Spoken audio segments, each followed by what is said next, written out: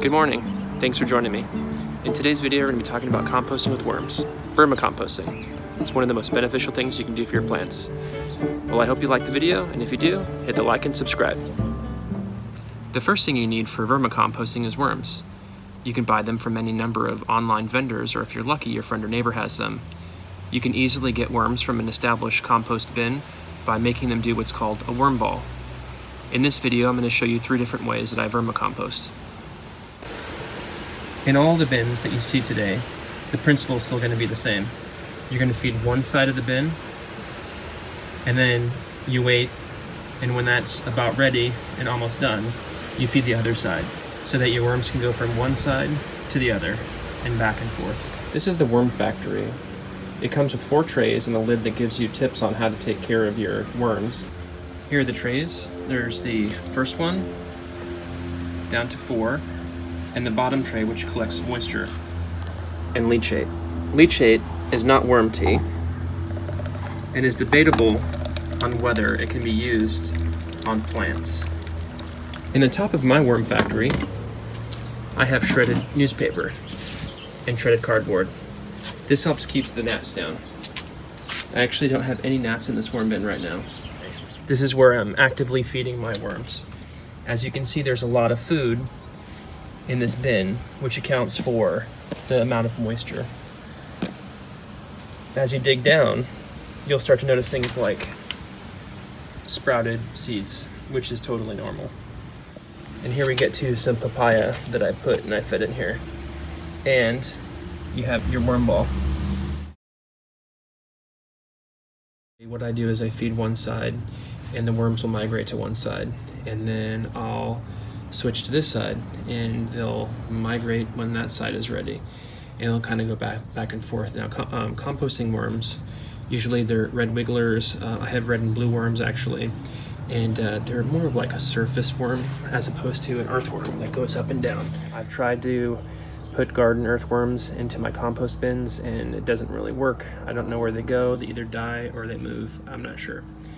So this is actually, I put some food in here earlier, so when that happens, when you mess with the top, what'll happen is the worms will start to go down for safety. So you're not going to see as many worms as you would when I first opened this up.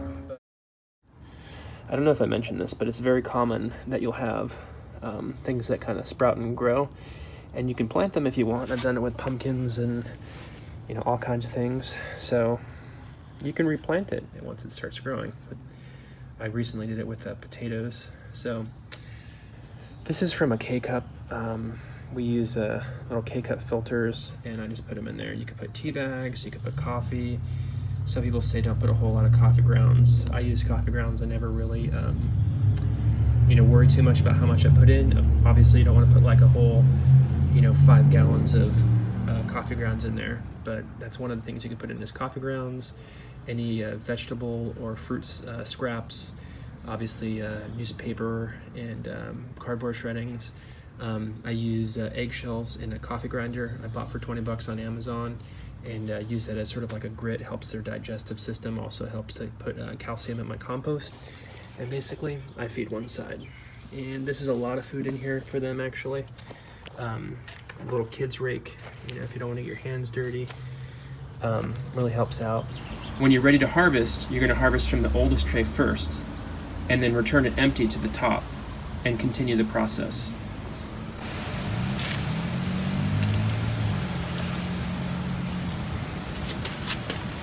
Looks like my middle tray is even ready for harvesting, but I can store it in here as long as I want.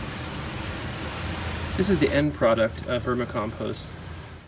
One of the things that I tried was these Home Depot bins, which have worked amazingly. And at first, they were just as is. I didn't drill any holes, but maybe a couple up top here.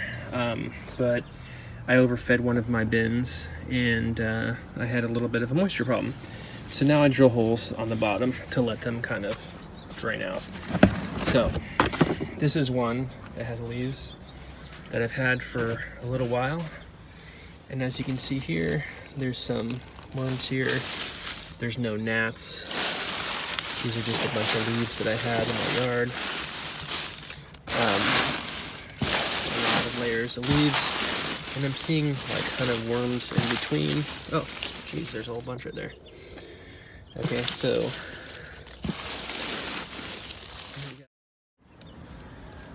usually it's like way more food than this. I'll like do this whole kind of row, and then I'll just cover it with leaves. Doesn't matter, I could use cardboard in here, I have in the past. I just, for some reason, I have a bunch of leaves in here from fall, okay? If you wanted to try the earthworms, this is a great bin for that. You can see there's like some pumpkin. So these pumpkin seeds, actually, you can harvest as is, you can dry them out. Or they'll sprout in here, and maybe by spring you can plant them. I like to plant pumpkins like in May, June. I'm hearing noise, like little crawling, and that's just basically, again, they're retreating. There's probably a couple hundred worms in here, I'm not sure. When I harvest, the worms tend to get spread out into my garden. This is another bin. This is the one that got super wet and I kind of started over with, but you can see there's a lot of big fat red worms here. I don't know if the camera really picks it up, but you could use this as is if you wanted to, but this is kind of more of like a starting point. It's very shallow. There's a pregnant worm right there. I don't know if you can see it. Well, hopefully I'll see some eggs. This right here is an example of a worm egg. Very delicate and beautiful. That one looks actually kind of large. Here's another one right here. And there's more over there. Just put these down here. Cover it with your mulch. So this is one of my favorite compost bins.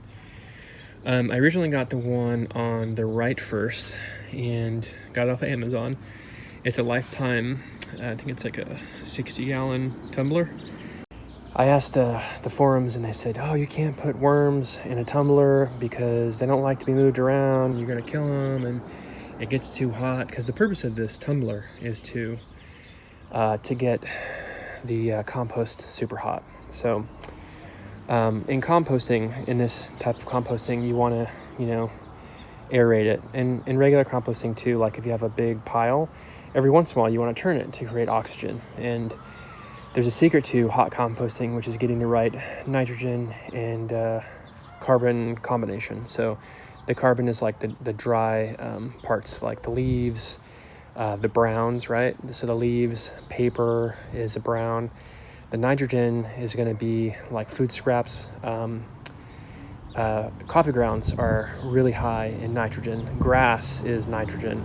So nitrogen, if your bin is too dry, nitrogen will actually help to create moisture as it breaks down, as plant matter breaks down.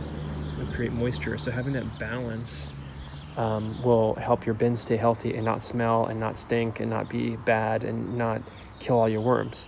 Same thing, if your bin is too wet, if there's a bunch of gnats, you can add the carbon part of it. You could add leaves, you could add paper, shredded paper.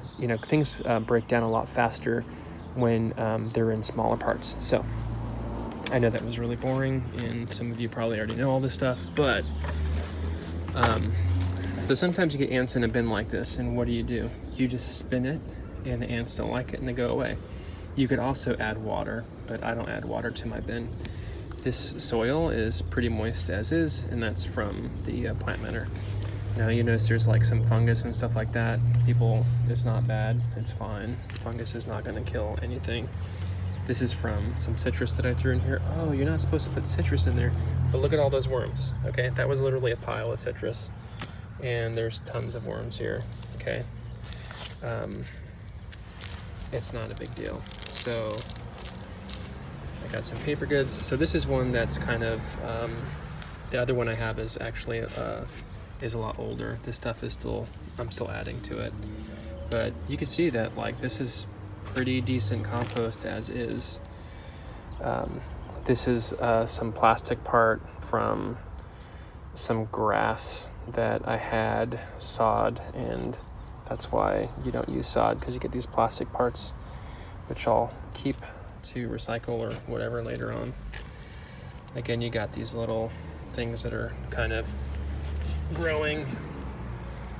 And look at that, citrus. Is that pumpkin? That's pumpkin. All right, there's a fatty right there. So that's a pregnant worm. And yeah, so it smells good. It actually smells a little citrusy. So that's one of my bins. And what I like to do too is I kind of spread things out, and that sort of helps to keep things a lot nice and even. So this is what they said would not happen. They said you cannot have worms in a tumbler because it'll get too hot. You'll kill the worms that are being tumbled and all that, and it's not happening. And I tumble this thing all the time.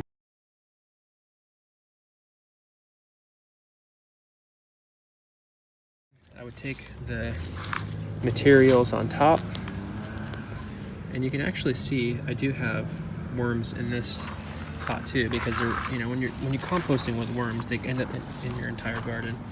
So I would just kind of break it up so it's like not really, you're not exposing the roots, but they're like kind of right there. Might as well do this now. That. Get my compost. So basically I would just kind of move the compost around in like that general way, and then I would put the mulch on top.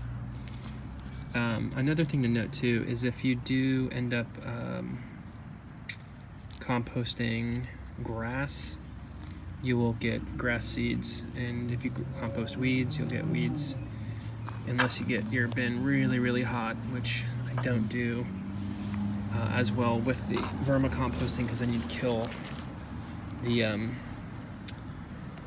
the worms. But to tell you like how hot I can get my bin, if I'm using this tumbler as a hot compost system, I'll add more nitrogen. I'll go to like Starbucks where they give away coffee grounds, or I'll add grass or whatever, and by tumbling and introducing the oxygen and the nitrogen, even in the summertime, in the middle of the day, if I open that lid, I will get steam, and you can touch it and it's hot. So that's like really the purpose of a tumbler bin that's like for hot composting. However, the best thing you can do for your plants is give them worm poop.